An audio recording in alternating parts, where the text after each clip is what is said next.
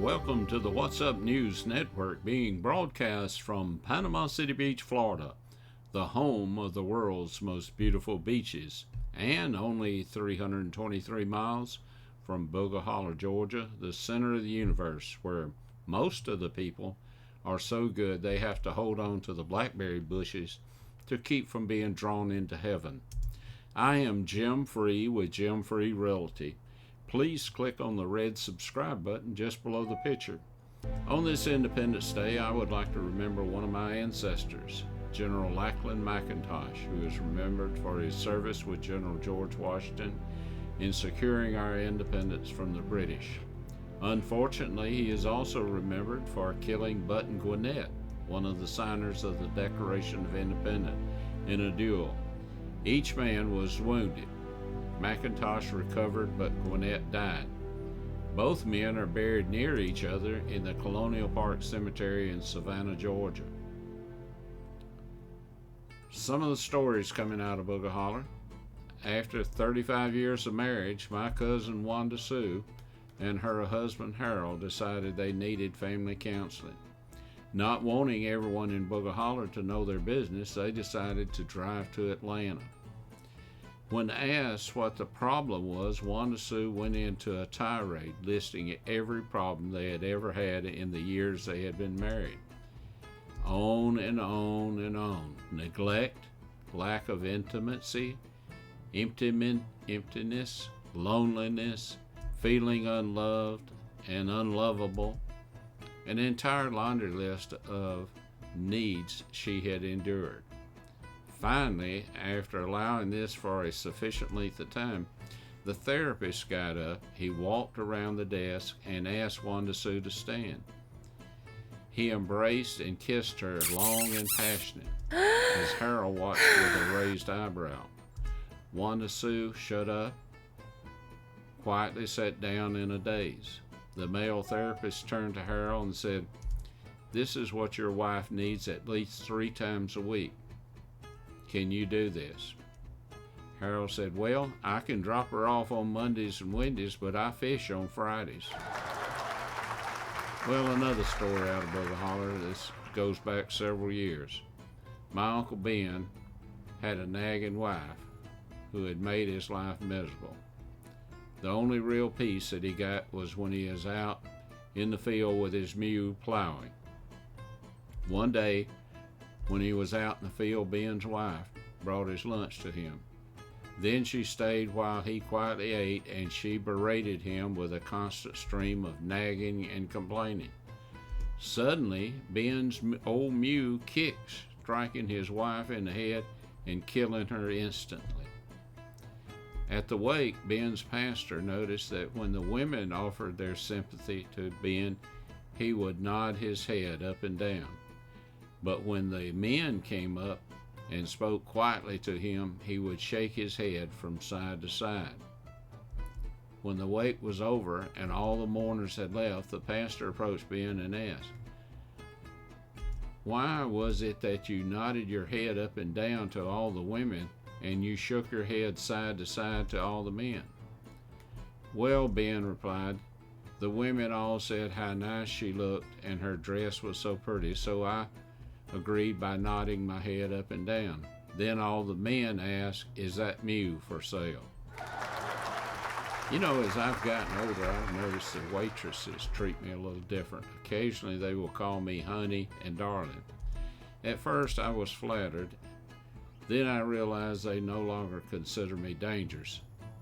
And the older men they really like are Ben Franklin, Hamilton, and Jackson. I tried telling them I'm not 80, I am sweet 16 with 64 years experience, but that didn't work. You know, I have no problem with the background checks that they have in the new gun law, and while they're at it, why don't we do the same thing for immigration and voter ID? Medical alert. Heads up. If you're feeling sick and sweating while filling up your vehicle with gas, you may have car owner virus. The CDC has issued warnings about monkeypox virus, and the World Health Organization is considering changing the name because monkeypox might offend some folks. However, the test is now available.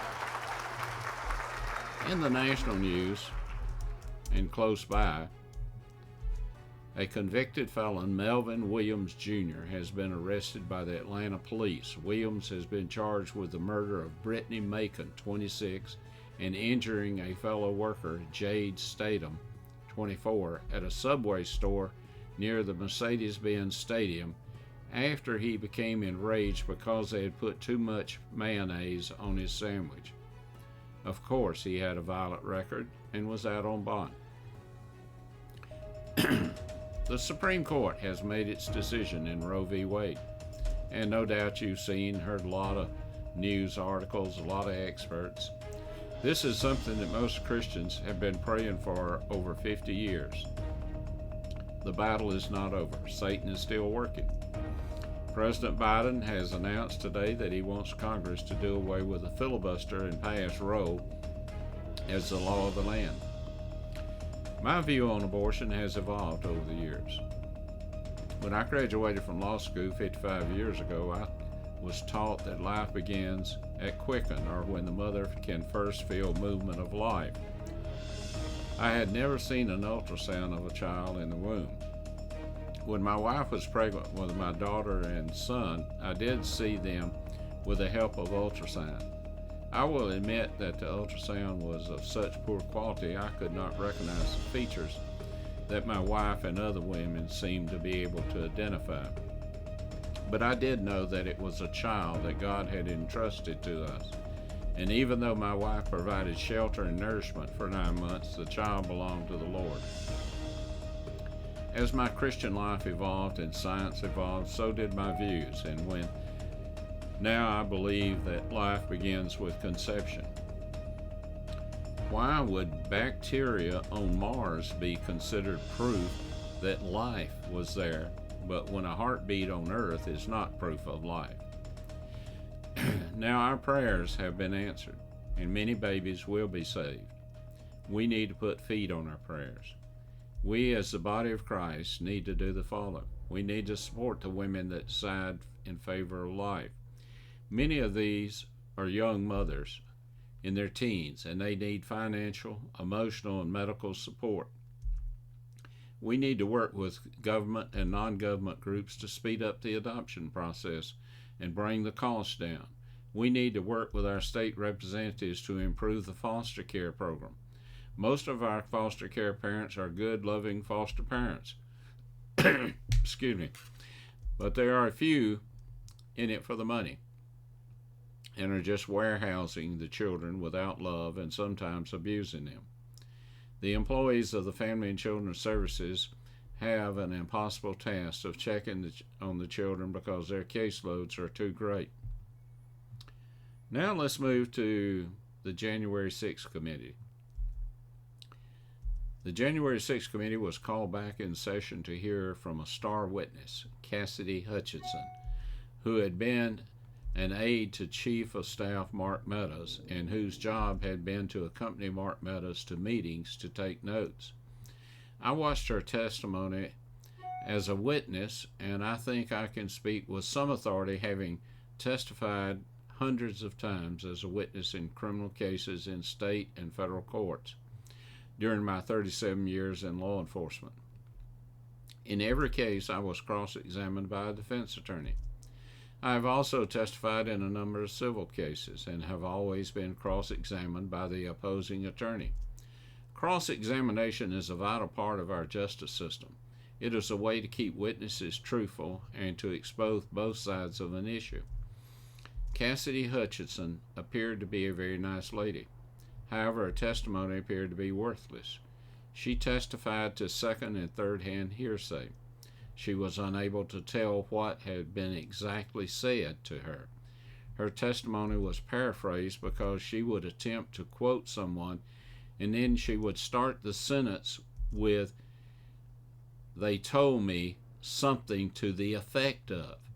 She did this repeatedly throughout her testimony, something to the effect of, "It seems strange that someone whose primary purpose was to have taken meticulous notes of what everyone said in meetings, but did not take notes of what she witnessed and heard on January the 6th. There are 9 members of the January 6th committee, 4 of which are attorneys: Zoa Loughran, Adam Schiff, Liz Cheney, and Jamie Raskin, who also teaches constitutional law. None of these attorneys seem to have a problem with their witness testifying to hearsay or the fact that she could not be exact in her testimony. I found her testimony to be mostly gossip. It reminded me of a story I once heard from one of my pastors.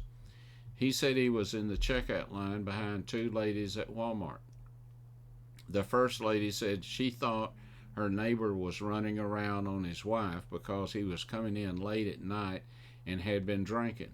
The second lady said, "Well, tell me more." The first lady said, "I have already told you more than I know." When I think of the January 6th committee, I think of kangaroo court. And in case you're not familiar with what the definition of a kangaroo court is, this is what I found. A kangaroo court is a court that ignores recognized standards of law and justice, carries little or no official standing in the territory within which it resides, and is typically convened ad hoc. A kangaroo court may ignore due process and come to predetermined conclusions. I will let you decide. Until we meet again, may God bless you, your family, and this great country that we live in.